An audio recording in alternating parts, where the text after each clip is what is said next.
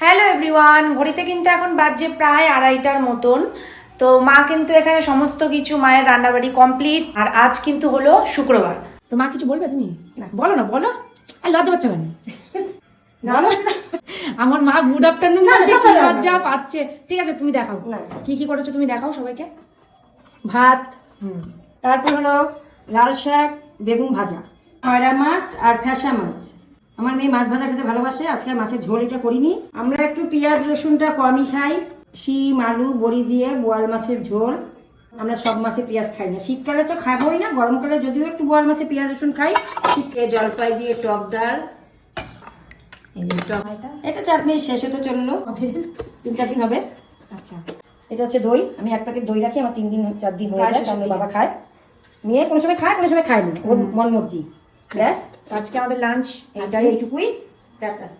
Tata.